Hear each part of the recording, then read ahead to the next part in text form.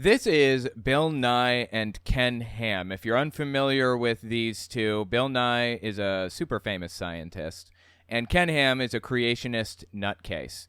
Young Earth creationist nutcase, let me rephrase. He believes that the Earth is 5,000 years old, 6,000, I don't remember, and no older. And that's like a necessary component to his belief in God. He must think that it's only 5,000 years old or something like that, because he added up the years in the Bible and came to that conclusion. It's absolutely absurd and embarrassing. Anyways, they have a debate. Now, this isn't the first part. If you haven't seen the others, don't sweat it. This stands independently of the rest. I'll provide context if it's missing. Ken Ham had an opener. Bill Nye had an opener. Next, we're going to listen to like a back and forth that they're about to do, like a rebuttal period or whatever. So let's give it a listen, see what they have to say. Oh, and while we listen, we're going to play some Breath of the Wild. Should just be in the background. Won't bother you too much if you never played it or whatever. Well, first of all, Bill, if I was to answer all the points that you brought up, the moderator would think I was going on for millions of years. Yeah, that's because he was comprehensive. He hit every point that he knew that you were going to bring up. This is supposed to be like a hit against Bill? Okay. So I can only deal with some of them. And you mentioned the age of the Earth a couple of times, so let me deal with that. As I said in my presentation, you can't observe the age of the Earth, and I would say that comes under what we call historical origin science. Now, right. In the beginning, the opener to this, Ken Ham made a claim that historical science and observational science are different from each other, even though there is no difference. That everything, it's all done in the exact same way. All of the strategies to come to conclusions are the same. To the Earth, and I would say that comes under what we call historical origin science. Right. So he believes that historical and observational science are different. They're not. There is no difference. The regular world that is not effectively, tantamount to a flat Earth belief, the regular world out there doesn't separate the two. You come to the conclusions in the exact same way. So now, just to understand, so you understand where I'm coming from, yes, we admit we build our origins of historical science on the Bible. The Bible says God created in 6 days. The Hebrew word yom, as it's used in Genesis 1 with the evening morning number, means an ordinary day. Adam was made on day 6.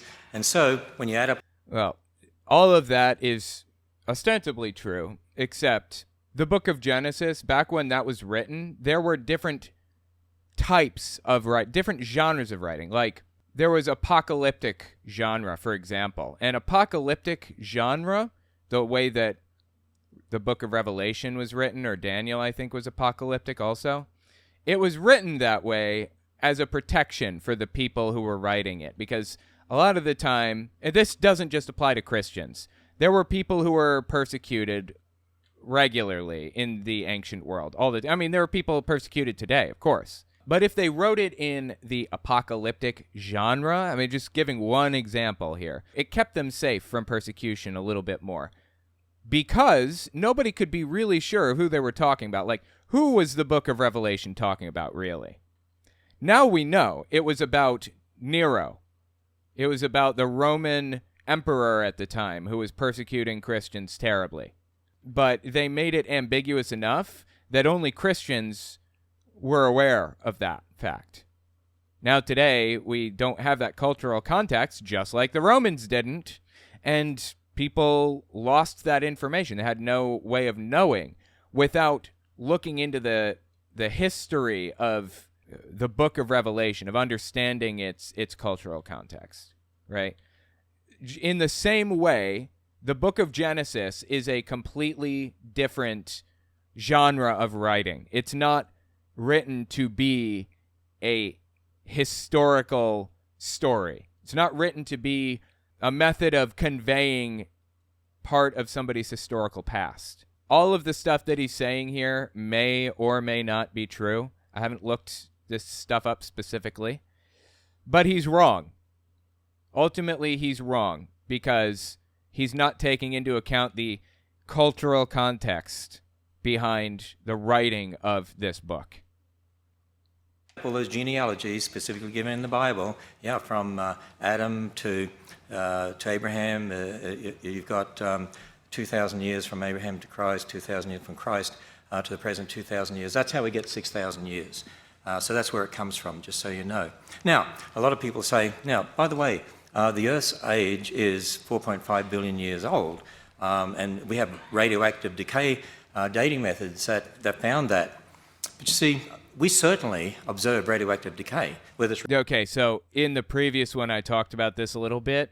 Uranium slowly, gradually turns to lead. Matter of fact, I might just copy and paste the explanation from the previous episode here. Uranium is throwing off protons because it's radioactive. That's what radioactive means. It's throwing off protons. And as it throws off protons, the uranium turns into lead because the number of protons is what determines what element you're working with. So uranium, this type of uranium is, say, 238 protons in its nucleus, right?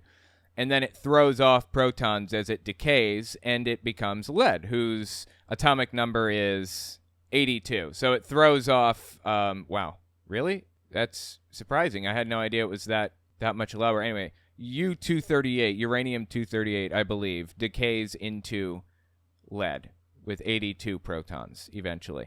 Has a half-life of 4.5 billion years. So over the course of 4.5 billion years, 1/2 of a given amount of uranium will decay into lead. It's on a logarithmic scale. So after 4.5 billion years, half of it will be gone. After another 4.5 billion years, half of that will be gone. After another 4.5 billion, half of that will be gone.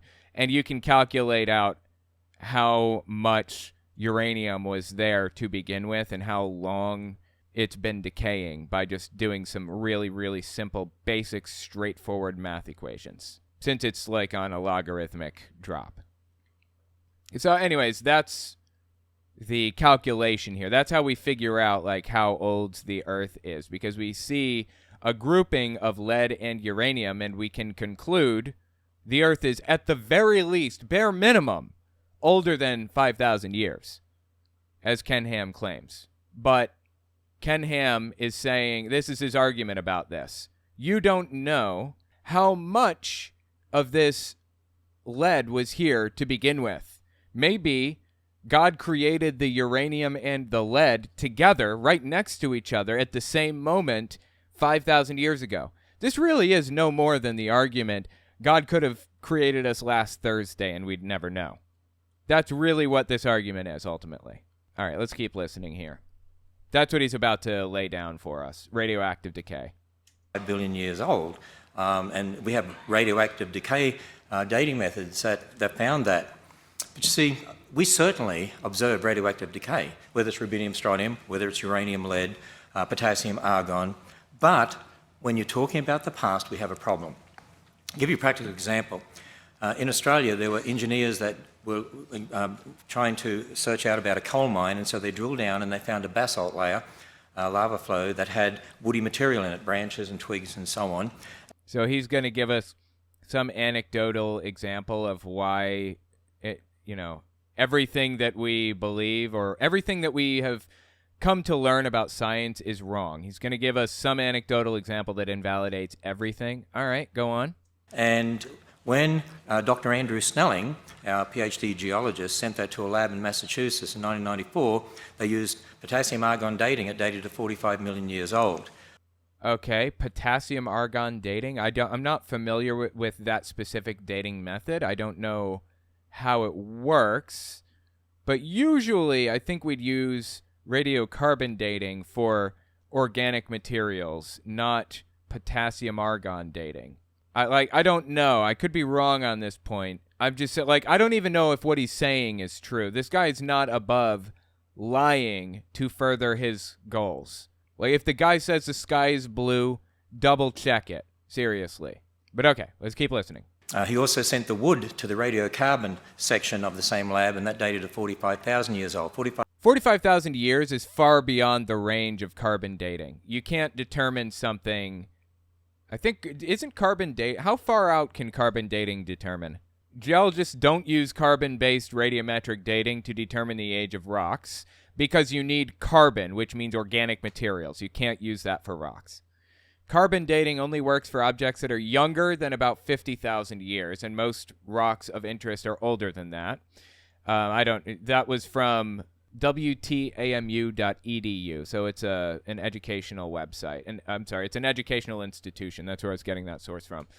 I knew that was the case anyways, but if something is older than 50,000 years, it's probably going to give an inaccurate answer. That's why you don't use carbon dating beyond 50,000 years. You use other methods. So he's saying the wood dated to 45,000 years old. Yeah, that may not even be accurate. It wouldn't be accurate because the basalt around it dated to 45 million years. When an organism is respirating, oh my God, that's the word I was looking for earlier, respiration. When an organism is respirating, i.e. breathing, when it's taking in oxygen or atmosphere, that organism is taking in carbon from the atmosphere also. Not just oxygen, not just nitrogen. It's taking in carbon, right? And there's a certain amount of carbon in the atmosphere at any given time, a very specific amount of carbon at any given time. And we use index organisms to determine how much carbon was in the atmosphere in any given exact moment, right?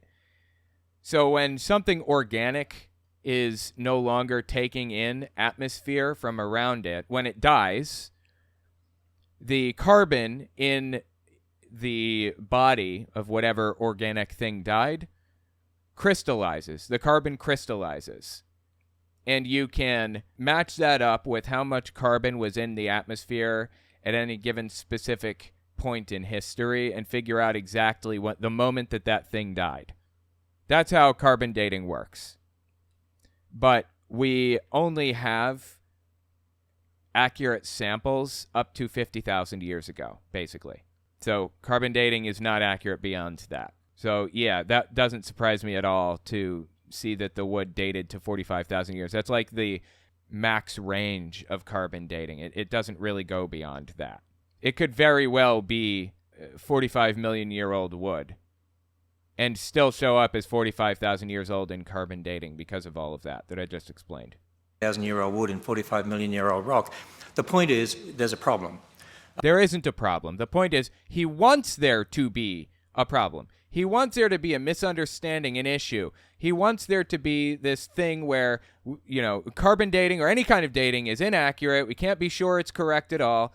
And he's going to transfer carbon dating methods.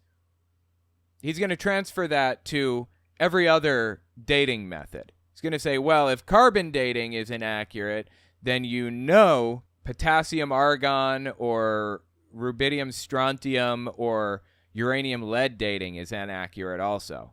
That's just not how it works at all. Let me give you another example of a problem. There was a lava dome that started 45 million year old wood. Is there enough Viagra for that? That's a good one. Okay. If that's funny. I like that. If it's longer than 40 million years, then you should see a doctor, I think.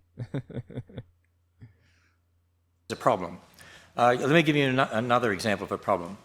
Please, I'll take an example. I just debunked that problem, but lay one on me. There was a lava dome that started to form in the 80s after Mount St. Helens erupted. And in 1994, Dr. Steve Austin, another PhD geologist, actually sampled the rock there. He took whole rock, crushed it, sent it to the same lab, actually. Wait, why would you crush rock that you wanted to date? Usually rock is dated by looking at a proportion of rubidium or strontium or uranium or lead or whatever it is.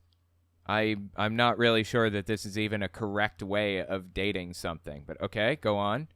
I believe, and got a date of 0.35 million years when he separated out the minerals amphibole and pyroxene and used potassium argon dating. Yeah, why would you be separating things out? That's not how you do correct dating. That's not going to get you accurate answers for anything, it seems to me. I mean, I'm not a scientist. I'm not I don't fully understand all of this stuff or how it works or whatever. God, these guys are throwing me around like a rag doll right now. This is terrible. I don't understand how all this stuff works. But I'm just poking little holes in it right now. I'm just poking a couple of little holes. It already sounds kind of absurd to me, honestly. You get 0.9 million, 2.8 million. My point is, all these dating methods actually give all sorts of different dates. In fact, some of them are valuable for some things. Some of them are valuable for other things. He's applying dating methods to certain things that simply don't belong there. They simply should not be used for certain things. Different dating methods on the same rock, we can give all sorts of different dates. See, there's lots of assumptions in regard to radioactive dating. Number one, for instance, the amounts of the parent and daughter isotopes at the beginning. Wow, dude. The guy is... So basically, we have a pile of uranium and a pile of lead right next to it, right? Like a gram of each or whatever. Now, we know it takes uranium this amount of time to decay into this amount of lead. We know that. We've watched it happen. And this dude is saying, you don't know how much lead there was to begin with. Really? This argument is no better than the God created us last Thursday argument. You don't know that God didn't create us last Thursday. It's possible. I mean, seriously. It's an embarrassment. How does this guy honestly make these arguments with a straight face? When the rock formed, you have to know them, but you weren't there. See, that's historical science. Assumption two, that all daughter atoms measured today must have only been derived in situ radioactive decay of parent atoms. In other words, it's a closed system, but you don't know that, and there's a lot of evidence that that's not so. Assumption number three, that the decay rates have remained a constant. And they're just some of them. There's others as well. The point is there's lots of assumptions in regard to the dating method. So there really aren't a lot of assumptions. This is down to a science now. We are very confident in our ability to do... I mean, science is extremely accurate with this stuff. This guy just wants to sow doubt in people. He wants to make it seem as though people don't know what they're talking about. They don't know what they're doing. These dating methods are inaccurate. It's just absurd. These dating methods are extremely accurate in the areas of their specialty. We know exactly how old certain things are in certain circumstances. So there's no dating method you can use that you can absolutely age date. There actually are. And it varies from thing to thing. Dating methods are extremely accurate. But he wants to sow that doubt because those dating methods don't match up with his ideology. He cannot deal with the fact that he's being proven wrong with this stuff. There's no dating method you can use that you can absolutely age date a rock. There's all sorts of differences out there. And I do want to address the bit you brought up about Christians believing in millions of years. Yeah, there's a lot of Christians out there that believe in millions of years, but I'd say they have a problem. I'm not saying they're not Christians, but because salvation is conditioned upon faith in Christ, not the age of the earth, but there's an inconsistency with what the Bible teaches. If you believe in millions of years, you've got death and bloodshed, suffering, disease, over millions of years leading to man, because that's what you see in the fossil record. The Bible makes it very clear death is a result of man's sin. In fact, the first death was in the garden when God killed an animal, clothed Adam and Eve, first blood sacrifice pointing towards what would happen with Jesus Christ, who would be the one who would be die once and for all. Now, if you believe in millions of years as a Christian, in the fossil record, there's evidence of animals eating each other. The Bible says originally all the animals and man were vegetarian. We weren't. Right. There's his real issue. The Bible, the book of Genesis, not a historical narrative, not intended to give people an idea of what happened historically. The book of Genesis says there was no death at the time when all of this was going down. There's no death. That's the claim. And the book of Genesis, not being a historical narrative, must be interpreted as a historical narrative. Or this guy's whole life, his whole worldview makes no sense whatsoever. This is just an embarrassment. Told we could eat meat until after the flood. There's diseases represented in the fossil record like brain tumors, but the Bible says when God made everything it was very good. God doesn't call brain tumors very good. There's fossilized thorns in the fossil record. Said to be hundreds of millions of years old. The Bible says thorns came after the curse. So these two things can't be true at the same time. And you know what? There's hundreds of dating methods out there, hundreds of them. Actually, 90% of them contradict billions of years. And the point is, all such dating... Yeah, I mean, some of them contradict billions of years because some of them don't stretch to billions of years, like carbon dating.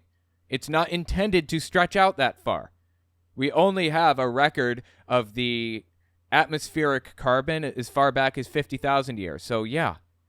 But none of the dating methods indicate that the Earth is 6,000 years old. That is absurd. He wants to sow doubt in the idea that the Earth is older than 6,000 years. When in reality, even if the dating methods don't indicate that it's 4.5 billion years old as it is, it certainly does not indicate that it's 6,000 years old. Dating methods are fallible, and I claim there's only one infallible dating method. It's a witness who was there, who knows everything, who told us, and that's from the Word of God.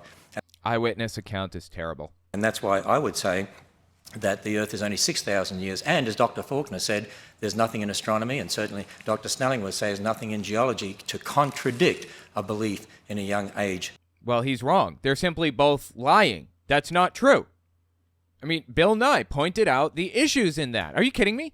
A stellar scientist, a dude that studies stars, is on Ken Ham's payroll and says there's nothing in the universe or in the stars that contradicts a 6,000-year-old Earth. Really? I guess that would be true if you assume that God created us last Thursday. That's the argument they're giving. God created us last Thursday with all of the memories and information that we have right now. He created the planets and the stars and everything in their exact position to appear as though they were, 50,000 years old. God wanted us to have that impression. That's the argument he's giving. It's absurd. For the Earth and the universe. Thank you, Mr. Hamm. Mr. Nye, your 5-minute rebuttal, please. Thank you very much. Let me start with the beginning. If you find 45 million year old rock on top of 45,000 year old trees, maybe the rock slid on top. Maybe that's it. Yeah, it could be something that simple. That's very possible. But we don't even have to go that simple. I mean, I would say let's just assume good faith in the people that are studying this stuff. If we assume good faith and assume they're just doing carbon dating on the wood, carbon dating isn't accurate beyond the date that they gave. It's just like, why would you even use carbon dating for that? That seems much more reasonable explanation than it's impossible. As far as dating goes, the methods are very reliable. One of the mysteries or interesting things that people in my business, especially at the Planetary Society, are interested in is why all the asteroids seem to be so close to the same date. It's in age, 4.5, 4.6 billion years. It's a remarkable thing. People at first expected a little more of a spread. So I understand that you take the Bible as written in English, translated not countless, but many, many times over the last 3 millennia, as to be a more accurate, more reasonable assessment of the natural laws we see around us than what I and everybody in here can observe. That, to me, is unsettling, troubling. Yeah, it's insane. And then about the disease thing, are the fish sinners? Have they done something wrong to get diseases? That's like none of this makes sense. Sort of an extraordinary claim that takes me just a little past what I'm comfortable with. And then as far as you can't observe the past, I have to stop you right there. That's what we do in astronomy. Yeah, exactly. And that's why it blows me away that this dude has some guy on his payroll that's supposedly like a stellar astronomer or whatever, and claims there's nothing in stellar astronomy that disproves a young Earth. He's simply lying. That's what we do. We look into the past. The light that is traveling from stars that are 10,000 light years away, that light is 10,000 years old. We are looking into the past 10,000 years. If somebody had a telescope that was powerful enough to look at the Earth, and they were 10,000 light years away, and they're looking at the Earth from that far away through a telescope, that telescope would that telescope would show to them that human society has not come to the point where we even have a writing system yet. It would appear as though we were still hunter-gatherers, basically. That's the nature of how this works. All we can do is in astronomy is look at the past. By the way, you're looking at the past right now, because the speed of light bounces off of me and then gets to your eyes. And I'm delighted to see that the people in the back of the room appear just that much younger than the people in the front. So this idea that you can separate the natural laws of the past from the natural laws that we have now, I think is at the heart of our disagreement.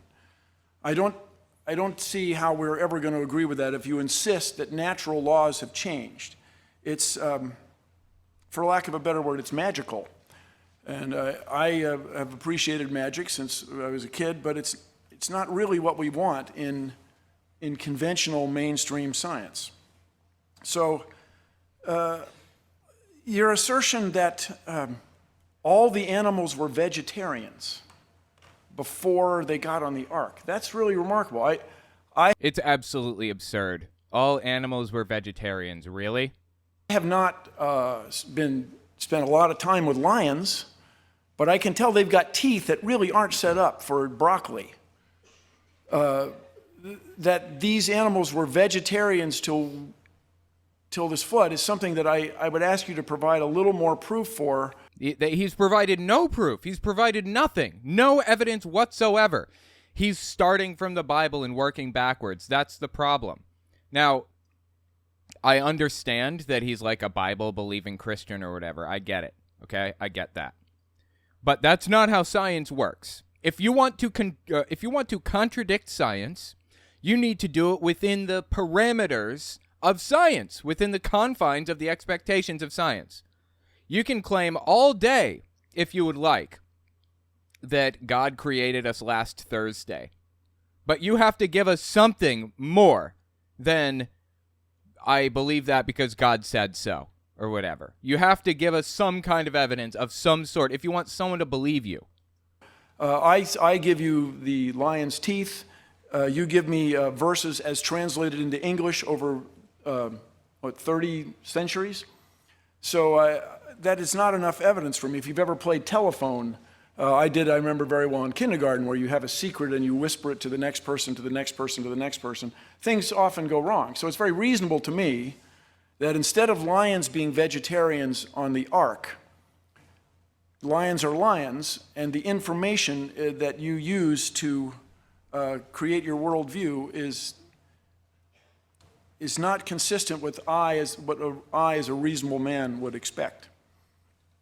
So I want everybody to consider the implications of this. If we accept Mr. Hamm's point of view that, Mr. Hamm's point of view that the Bible is translated into American English. I assume that he came up with an idea he wanted to mention, and then he decided to go on with his point.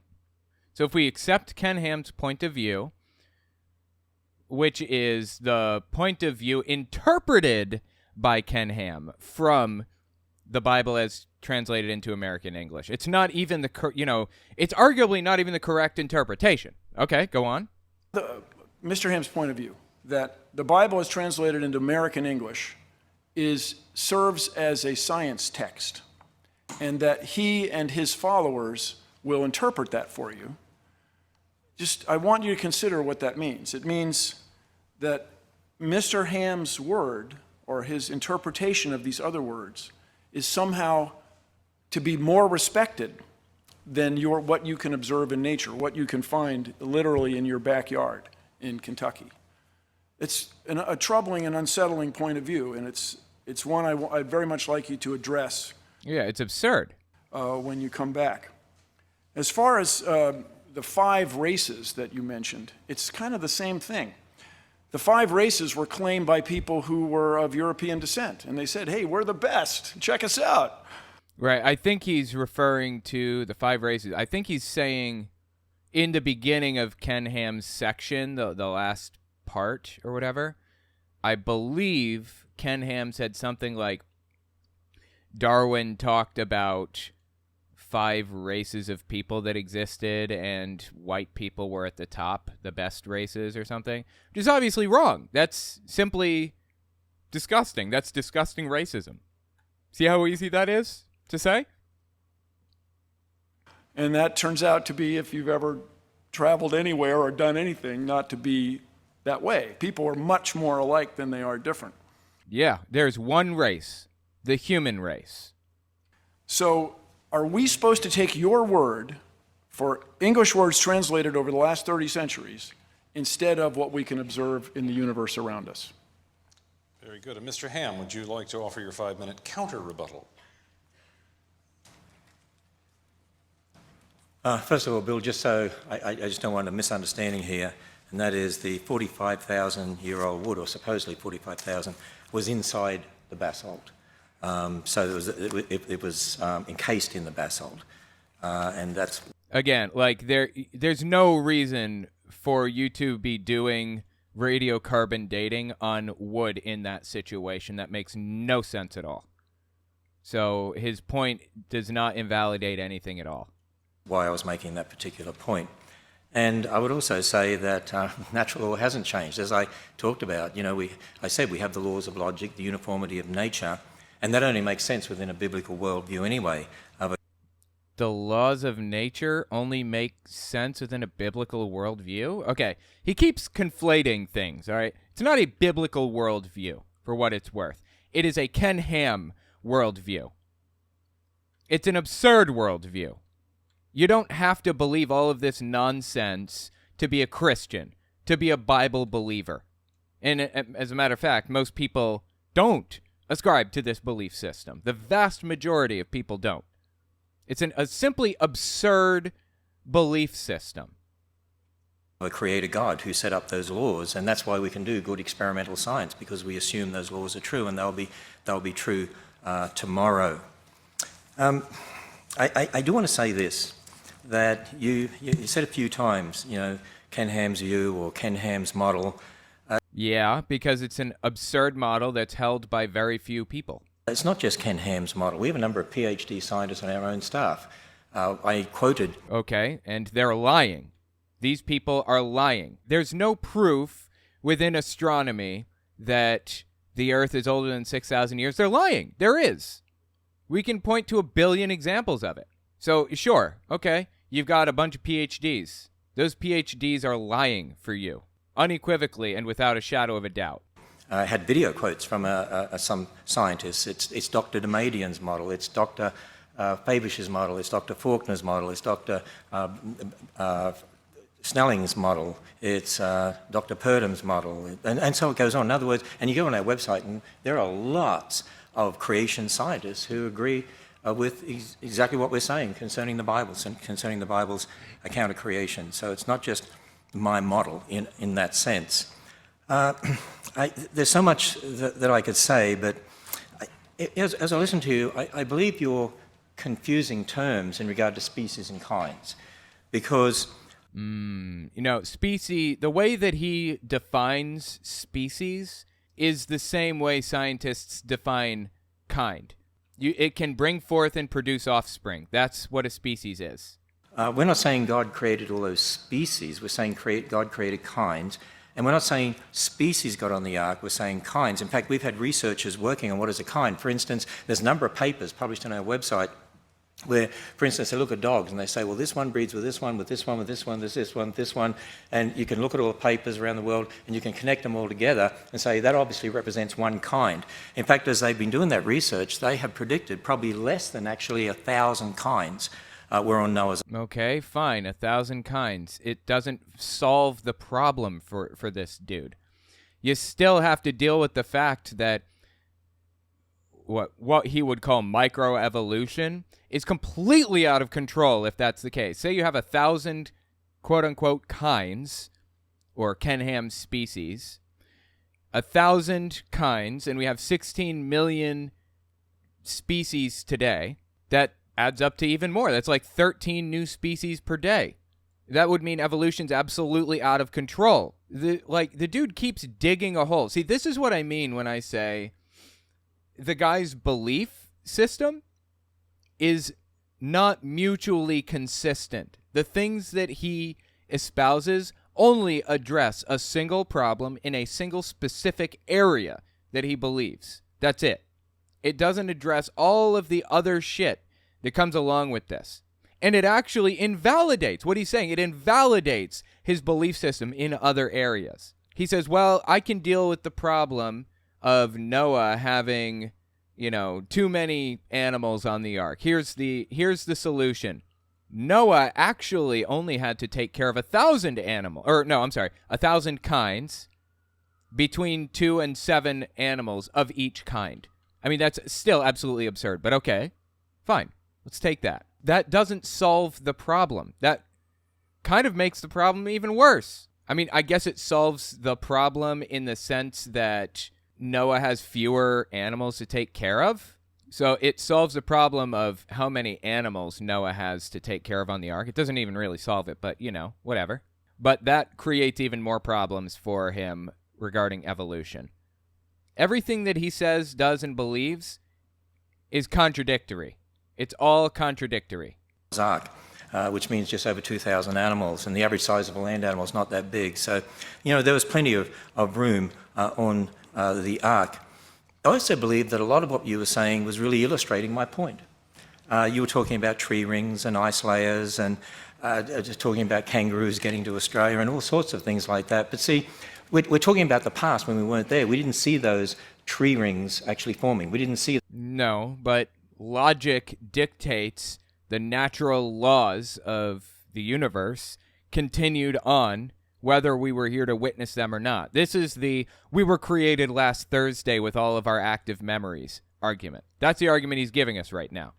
I mean, there's evidence that, the universe is older than 10,000 years, but God could have very well created us with all the memories that we have right now. He could have created us yesterday for all we know. There's no way to disprove this. Those layers being laid down.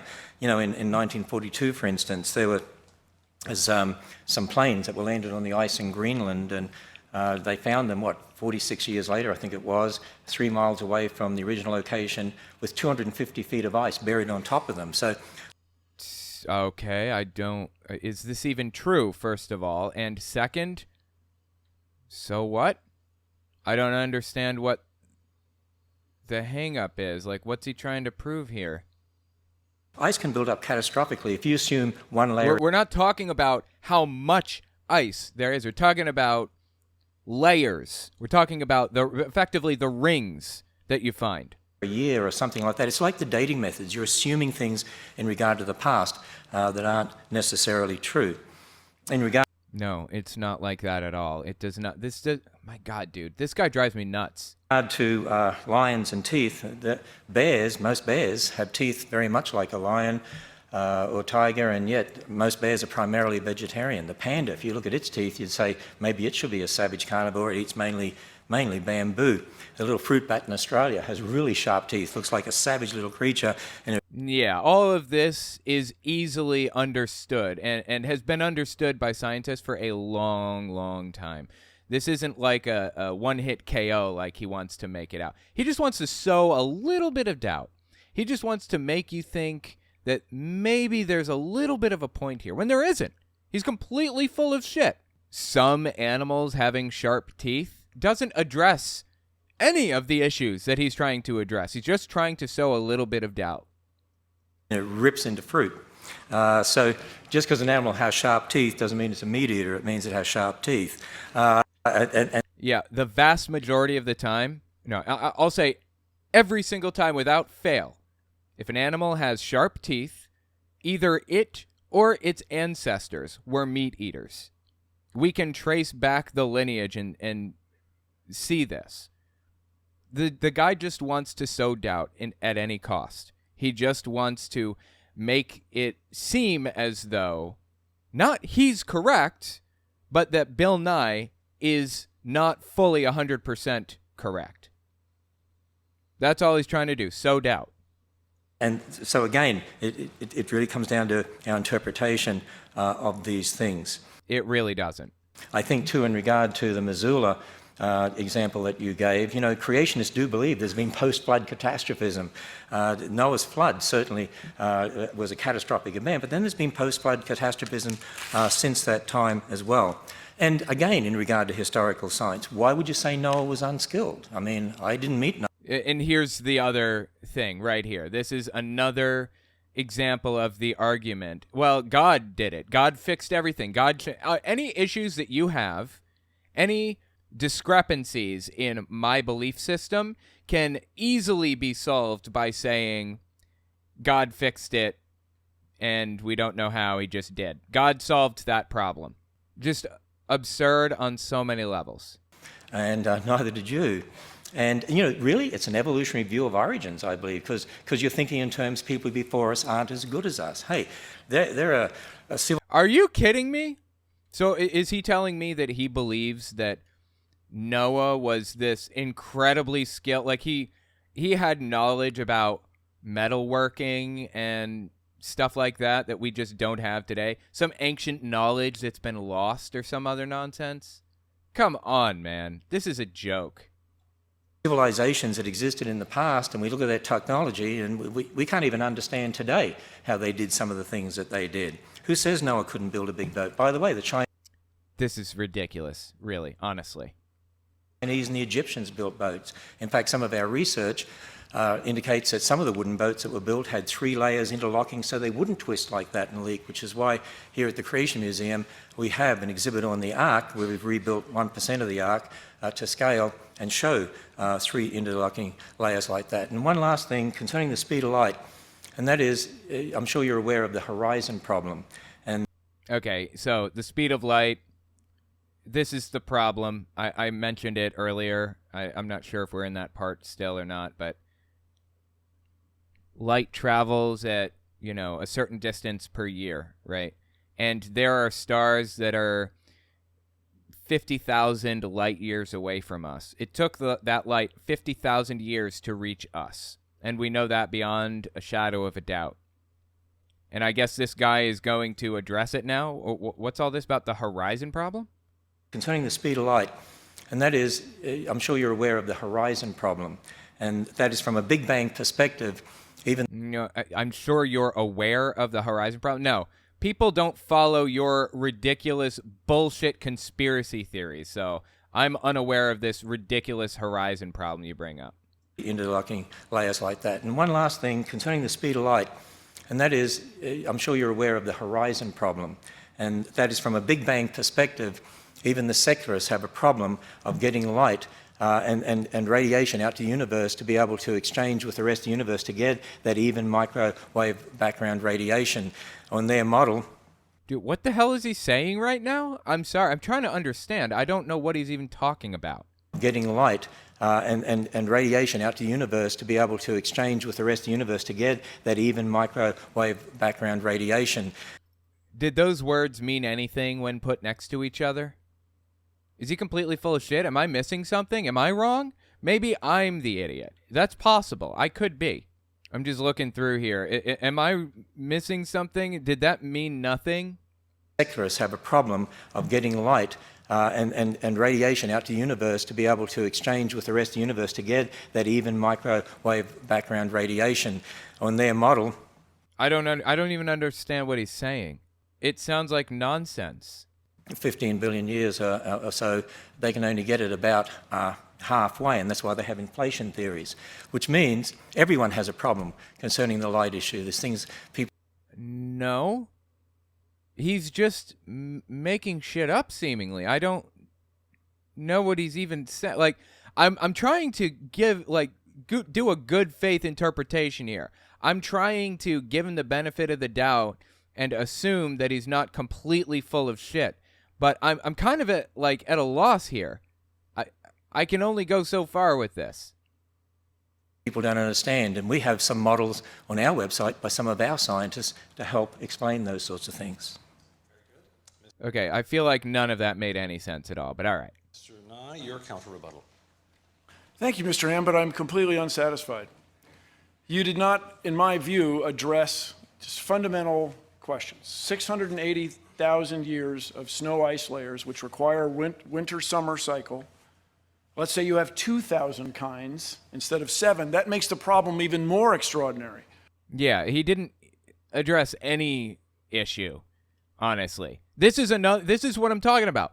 Ken Ham is basically just changing his belief system about this one very specific area, and it makes other areas of his belief completely absurd. His belief system is not mutually consistent. Multiplying 11 by by 3.5, we get to 35, 40 species every day that we don't see. They're not extant. In fact, you probably know we're losing species due to mostly human activity and the loss of habitat. No, Ken Ham doesn't know that. He's talking about climate change. Ken Ham doesn't accept that as the fact that it is. Then, as far as Noah being an extraordinary shipwright, I'm very skeptical. The shipwrights, my ancestors, the Nye family in New England, spent their whole life learning to make ships. I mean, it's very reasonable, perhaps, to you that Noah had superpowers and was able to build this extraordinary craft with... Right. Some kind of a secret knowledge, right? And a secret ancient knowledge. This is like Teal Swan levels of ridiculous, honestly. 7 family members, but to me, it's just not reasonable.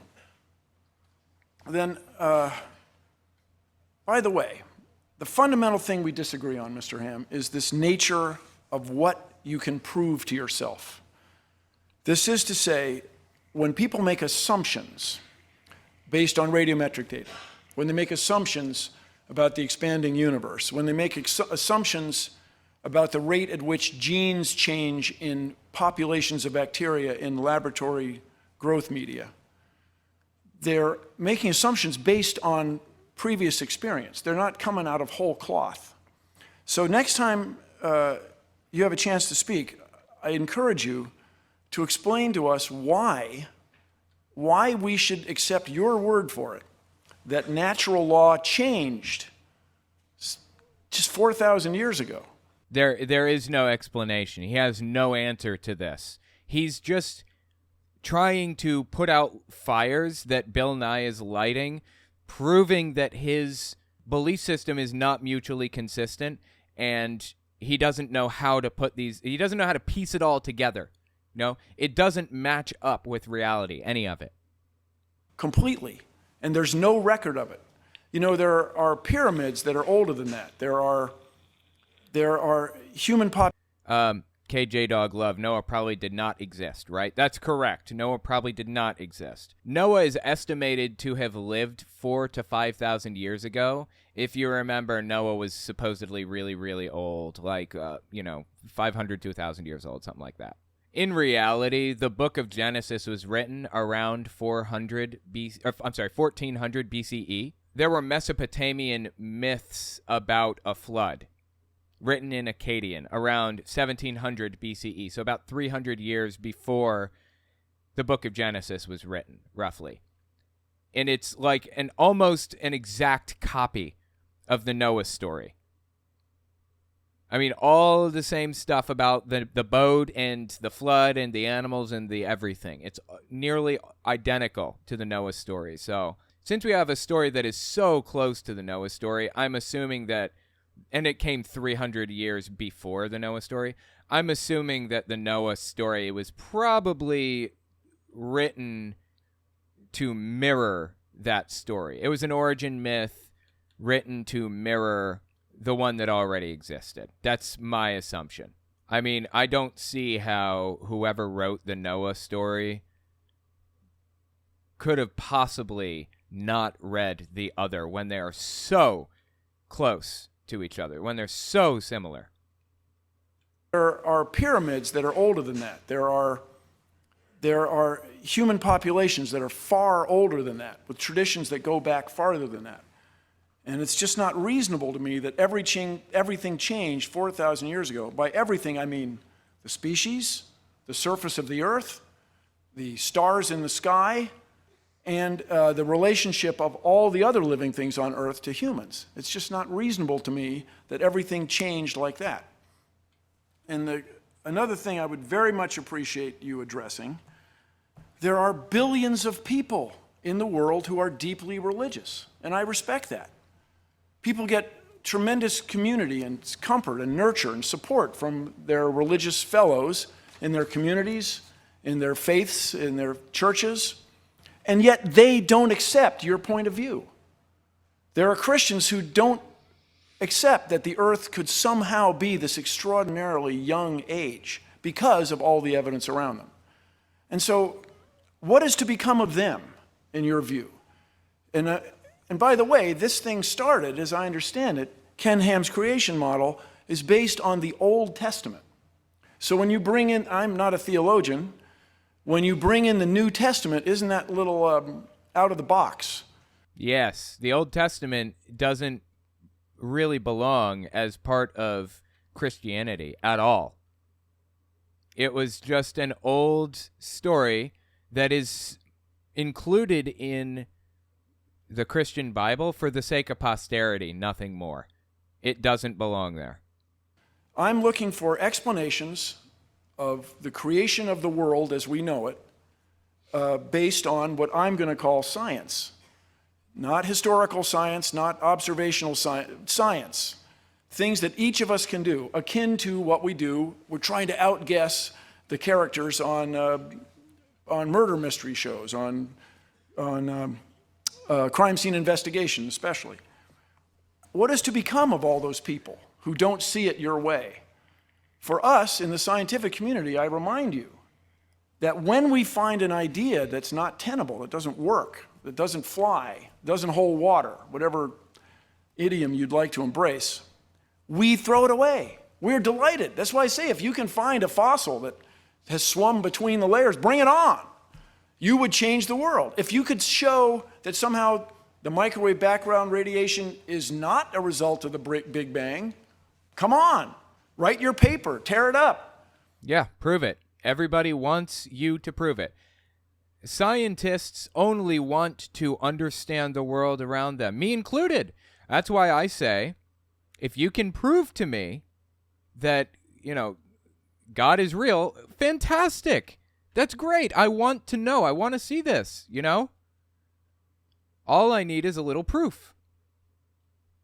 I want to know the truth. If you're right, I want to be right also. Simple as that. But Ken Ham views the world fundamentally differently than that. He views the world in such a way that he is right, and that's all there is to it, and we're not going to change our minds on that, period. And he thinks everybody views things that way for some reason. Because he does, he thinks everybody does. So your view that we're supposed to take your word for this book written centuries ago, translated into American English, is somehow more important than what I can see with my own eyes is an extraordinary claim. And for those watching online especially, I want to remind you that we need scientists, and especially engineers, for the future. Engineers use science to solve problems and make things. We need these people so that the United States can continue to innovate and continue to be a world leader. We need innovation, and that needs science education. Thank you. All right. Sadly, the Constitution says that the government will promote science and the useful arts.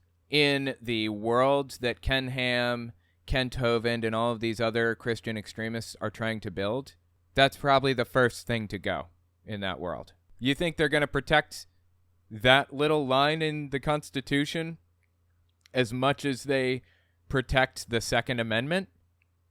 Oh, no. They don't even protect the First Amendment as much as they protect the Second Amendment. I feel like this is a cohesive, complete breakdown and debunking of every major creationist argument out there. Anyways, let me know what you think about it in the comments. I think it's fascinating.